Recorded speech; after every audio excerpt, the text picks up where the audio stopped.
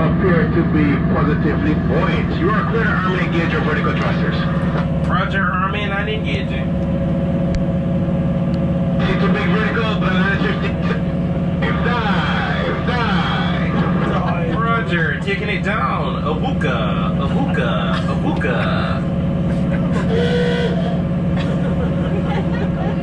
Required was actually given to a group of divers, and they decided to sink it to make an artificial reef. Not to worry, those on the other side also get a chance to look at this vessel. He's gonna turn around.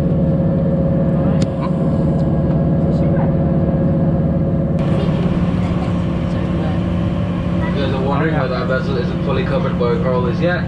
That is because it's only been down here for 49 years. Now coral usually grows 1 or 2 millimeters every year.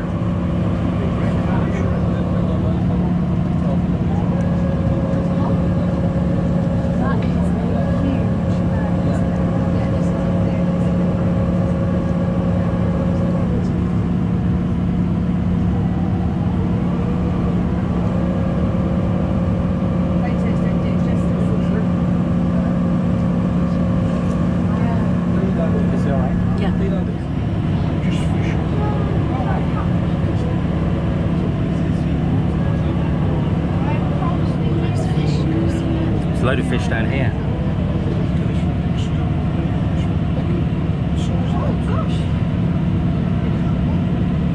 Another interesting bluefish that you can see down here would be the Creole wrasse. And for the starboard side, that school of dark gray fish you are seeing right now is called the Bermuda chub. Now those fish eat and mate all day because they have nothing better to do. Nice one. The Creole wrasse, the males are blue with a splash of yellow close to their tails, and the females are all blue. Interesting fact about them: when the sun sets,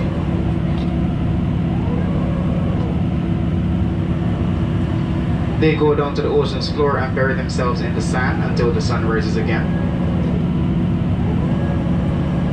Nice, nice.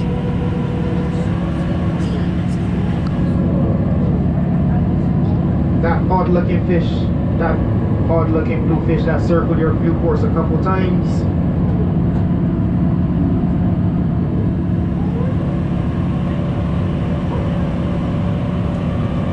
it's called the blue tang. Now, how many of you have watched Finding Nemo or Finding Dory? The blue tang is literally Dory. And yes, they do have horrible memories.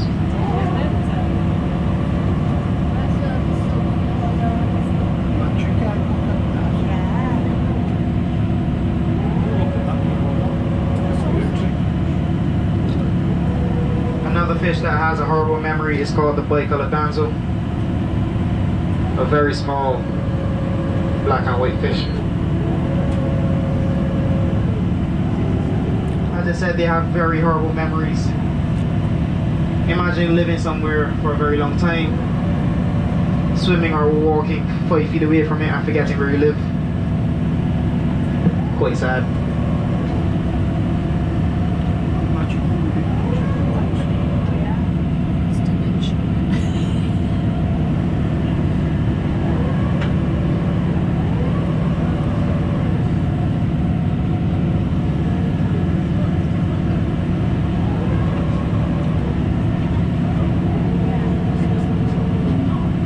Lovely ones with yellow fins and tails, aren't they?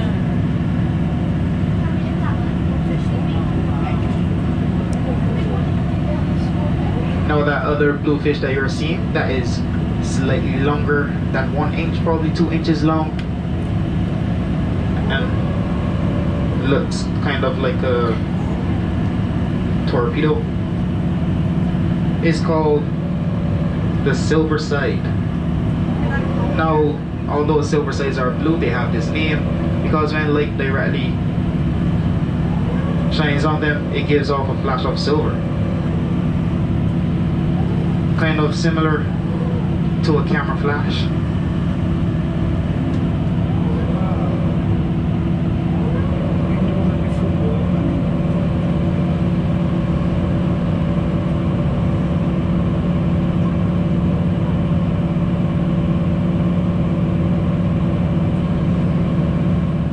There are many ways to consume this fish. You can decide to fry them, boil them, but what I do not recommend doing is baking them.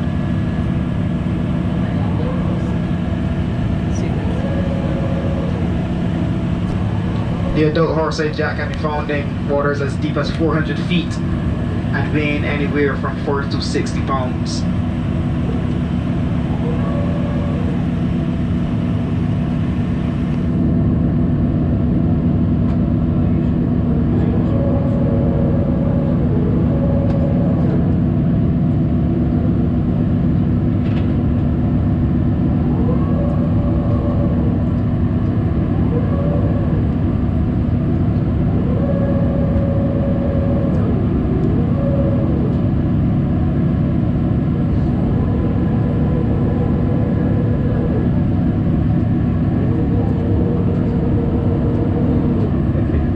Another predator not to be trifled with is the barracuda. Barracudas can be found in these waters. They are silver torpedo shaped fish with black lines going along their bodies. Are there any strong men on board that like fishing? Yeah. Anyone here likes fishing? Now I do have a good piece of news for you. On the east side of the island you can find barracudas as long as 6 feet. Imagine swimming and seeing a 6-foot silver torpedo shaped fish coming towards you. Now you cannot fish with these with a regular line. You will need to use nylon and a very big hook and the correct bait. Also keep an eye out for those turtles. If you do see a turtle, tell the person next to you. You can find 3 species of turtles here in Barbados. You have the green turtle and the leatherback sea turtle. They can be found on the north and east side of the island. The leatherback sea turtle can weigh in at 2,000 pounds for the males and be as large as a small car.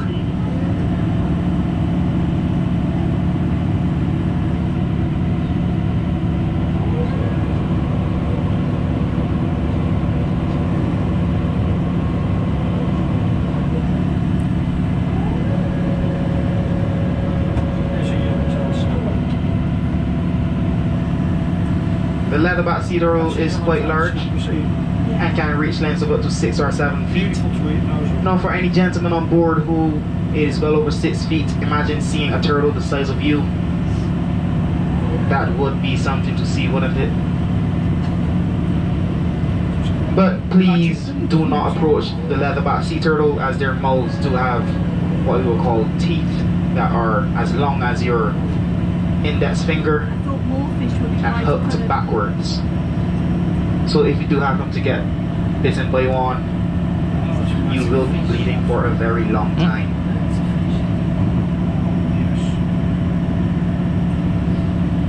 The females can reach up to 1,500 pounds.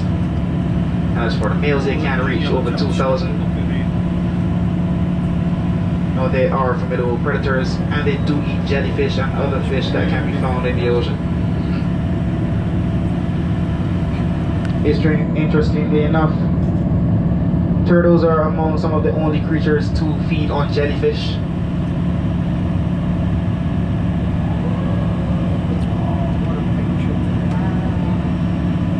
The hawksbill turtle can be found on the west side of this island and can reach weights of up to 120 to 220 pounds. Now interfering with these animals is a crime here in Barbados, and you can face a fine of up to $25,000 US or $50,000 Bajan and 3 years imprisonment. So if you do happen to be on the beach and you see some turtles hatching, please do not try to take them home, as that will not end well for you.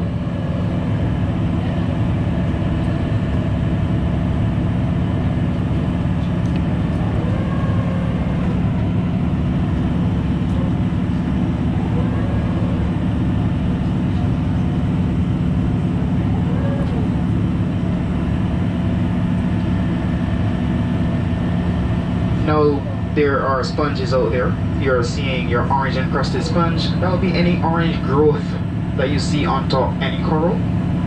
Now this is toxic to the touch and can cause anything as mild as a rash or a fever to something as serious as a heart attack. But that all depends on your metabolism. We do have a saying down here: if you do see anything extremely beautiful while snorkeling, diving, swimming, etc., please keep your distance, as it can take your life or completely ruin it. That saying also goes very well on the surface, right, gentlemen? No gentlemen on board.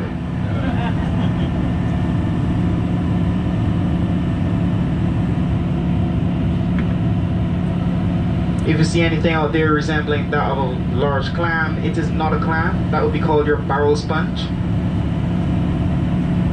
The barrel sponge has this shape because the current pushes it in certain directions. The current on the west coast of Barbados do come from two directions. That would be north and south. And in deeper waters, barrel sponges can grow extremely large, being able to fit 3 or 4 divers inside of them.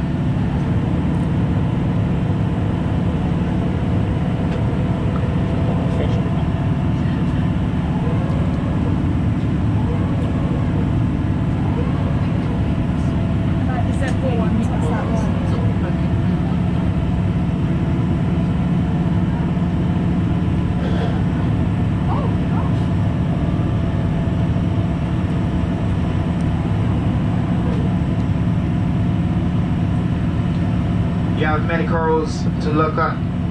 Usually corals are named after things that they highly resemble on the surface. You do have your brain coral, which is a rock with squiggly lines going through it. Then you have your boulder coral, which is large and smooth like a giant boulder.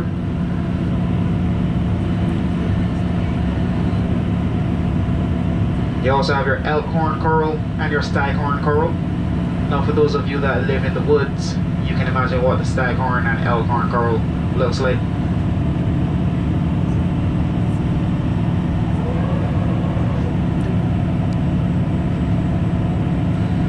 If you see anything that resembles a Chinese fan, that would be called your sea fan. Anything resembling a feather duster would be your They're lovely, aren't they? feather plume.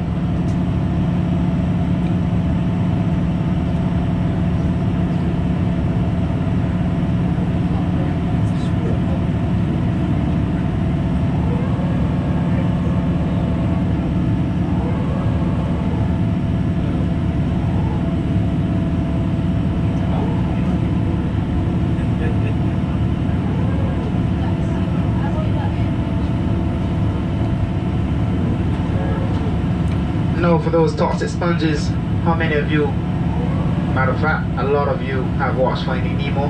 The clownfish does stick to these toxic sponges as it provides a very home and shelter for them and very good protection. It's a lovely yellow one, isn't it? Just sitting there.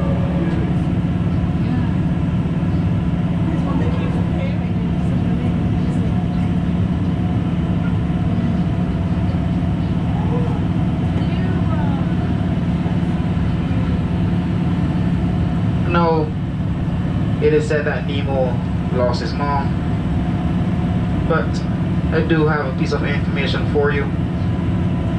In clownfish culture, the males are very submissive to the females, and there's one dominant female in the group. The female can have up to 7 submissive males, and they can change genders. Now, question for you to think about: did Nemo really lose his mom, or was she there all along? Another fish that does change genders is the parrotfish. The males will have a harem of up to 7 or 8 females, and that can be very stressful, as it is said that looking after one female is already enough stress. Right, gentlemen? No gentlemen on board. No, when he does succumb to this pressure, trust me, he will swim away and leave them. And the most dominant female within the group will also swim away, go through a massive testosterone spike and come back as a male. Parrotfish can do this up to 3 times in their lives, and the 3rd time they will be considered a terminal male. Now this process is called sequential hermaphrodism. So yes, these fish have been doing it down here longer than we have on the surface. There's loads of fish on there. Those blue ones over there.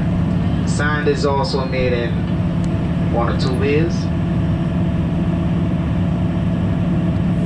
The first wave by attrition, which is when a wave hits a piece of coral, breaking it off into smaller segments and forming That's a sand. big thing, isn't it? No, the second wave, parrotfish do feed on algae that grows on the coral.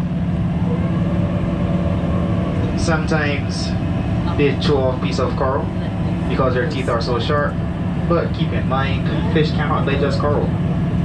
So it goes in one end as coral and comes out the other as sand. Now, 90% of the ocean sand is produced through attrition, and the other 10% is through parrotfish.